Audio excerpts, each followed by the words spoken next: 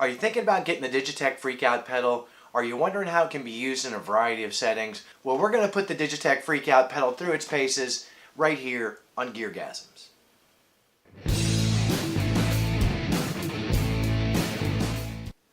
Hi kids, welcome to GearGasms. I'm your humble host Alan Barnes, and today we're going to be taking a look at the Digitech Freq Out pedal. We're going to unbox it, we're going to plug it in, we're not going to read the manual, we'll put it through its paces, and at the end of the video we'll have figured out how to use it and the coolest way that you can use it with your music.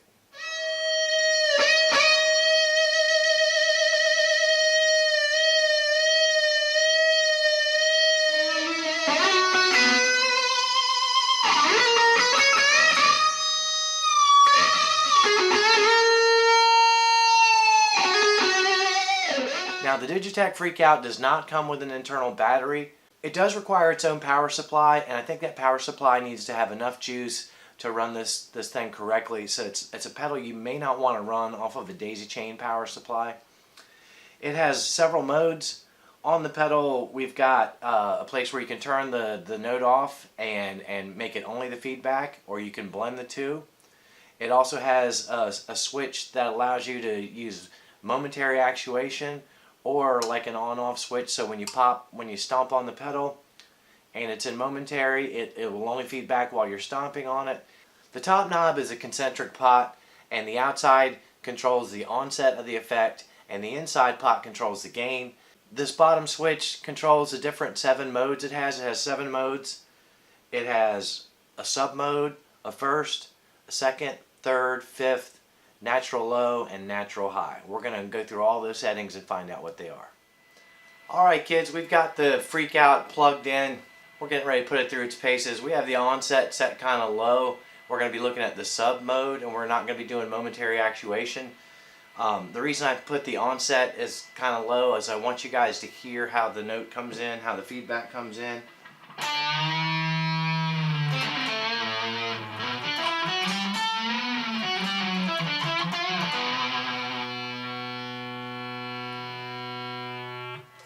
That's the sub mode. As you can hear, it came in like right away. Let's turn the onset up a little bit.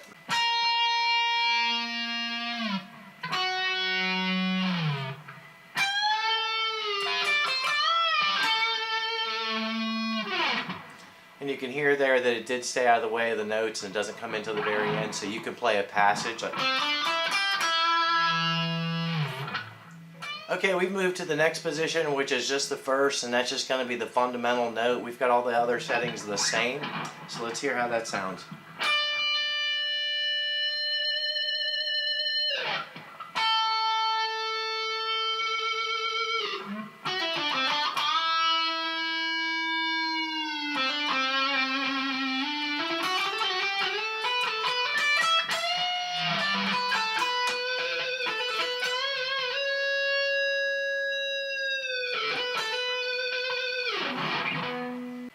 It tracks the note well. It does a lot better with a fixed bridge setup than a tremolo bridge. So let's see how it does tracks on bends.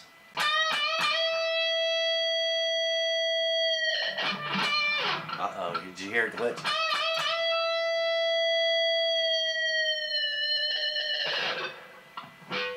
And as you could hear there, it kind of glitches a little bit when you're doing big bends. If you try to throw vibrato in there, let's try like another note and just wiggle it a little bit.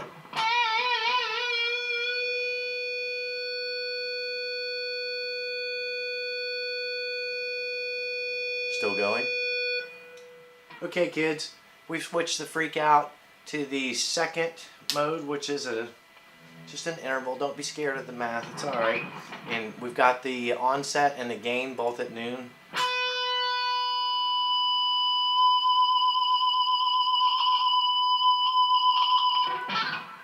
And again, you can hear it's getting a little glitchy, especially when you're doing bends and you hear some fret noise.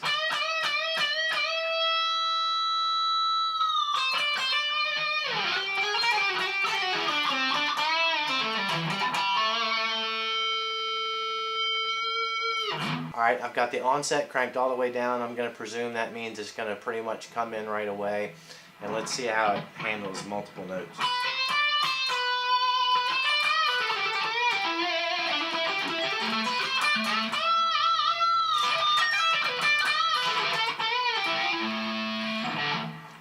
as you see, that gets ugly pretty quick.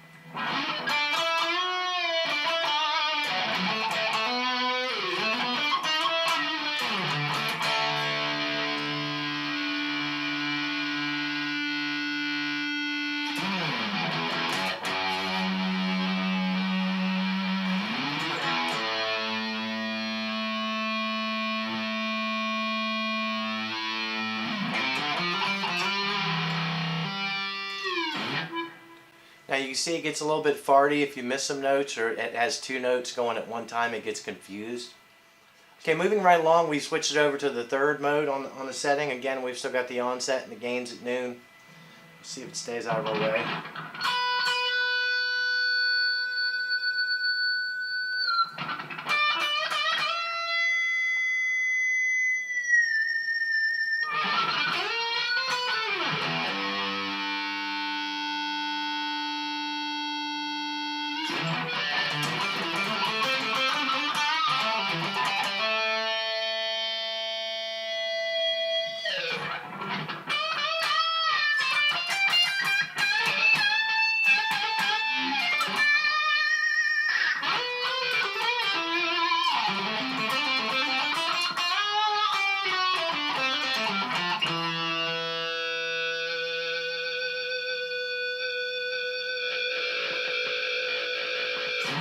Alright, we've moved the switch up to the fifth. As you can see, the overtones are getting higher and higher, and that of course makes the feedback get a little weirder and weirder.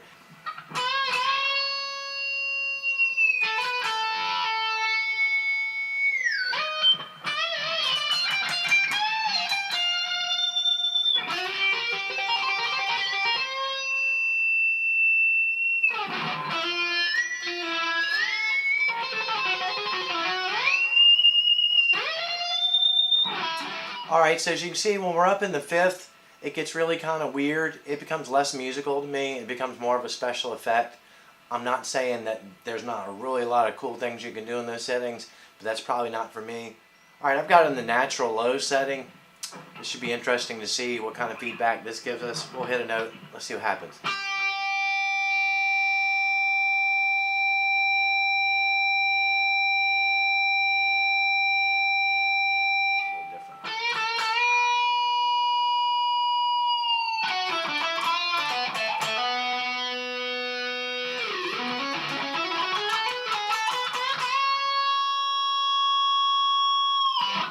If you've been watching the pedal footage, you can see the LEDs on the front sort of indicate when the effect kicks in, and the spread of the LEDs sort of indicates how hard it's working, how much feedback it's putting in. Natural high. Everybody likes that natural high.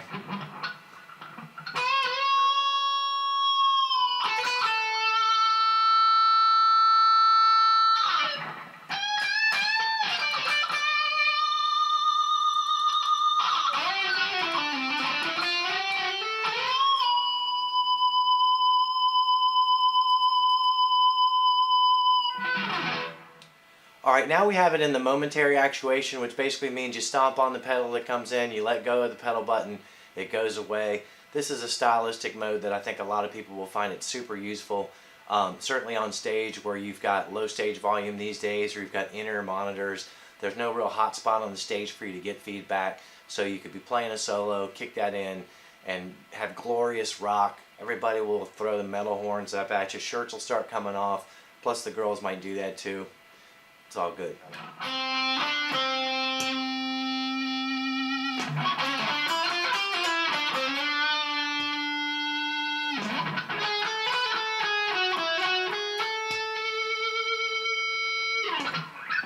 Now if you notice what's happening there, if you're doing a lot of vibrato and you have a fast kind of undisciplined vibrato like mine, the pedal will sort of get confused as far as what frequency it is and will start to glitch out on you.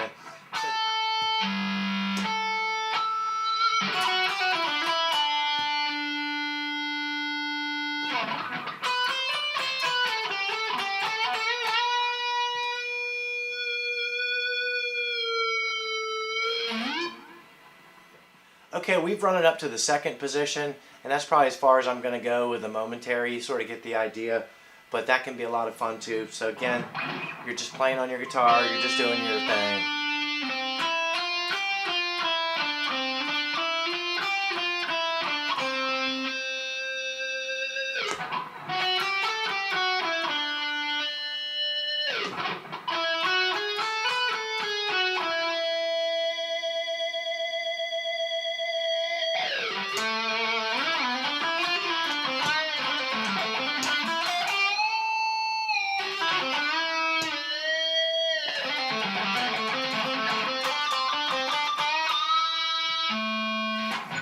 Now you see what happened there when I stomped on it? I hit a pinch harmonic and then I stomped on it. Pedal no likey. Pedal get confused by pinch harmonics. Pinch harmonics make pedal mad. Is pedal Hulk?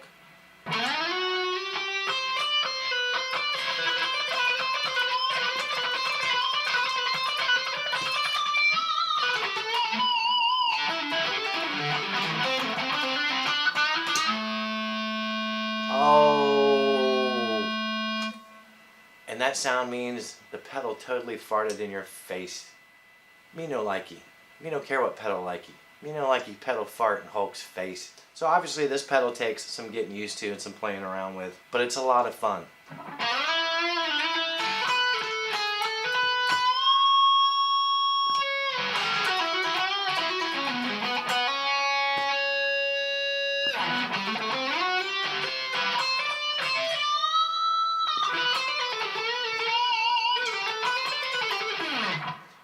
One of the things I didn't like about the pedal is if you use a vibrato bar or you're playing anything with a lot of whammy in it, it does tend to get confused if you push the bar a little too much. If you change frequencies, it sort of gets lost and it can kind of get glitchy.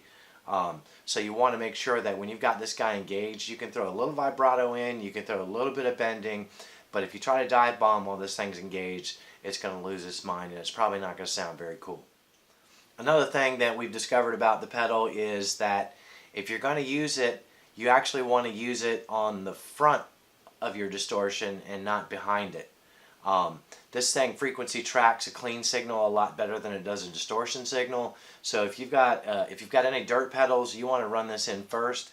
One of the best uses I think for this that I'm going to find that I'll use it for, and I think others are using it for too, is when you're recording, especially when you're recording direct. And you're using plugins, which I often do. It's really hard to get feedback even when you have the monitors running kind of hot, and it's certainly hard to control it the same way that you can with an amp. But if you are playing a song that does require some feedback and you're recording direct, you can certainly stomp on this. So what did we learn about this pedal today, kids? I think what we learned is it's a whole lot of fun. It certainly has its uses in the studio. It has its uses for generating feedback on a quiet stage. You don't want to throw too many notes at it, too many weird things, too many bends, microtones, semitones. It's not going to track that really well, and it'll do some surprising things. If you like this video, punch the subscribe button, hit the like button. Please leave some comments. We love questions in the comments. We love insults in the comments. We like death threats in the comments. Comments are good. Comments drive traffic. So comment. Ask any questions you want. You can roast me. It's a lot of fun. But whatever you do, make sure you keep coming back here every week because we're always going to have new content for you right here on GearGasms.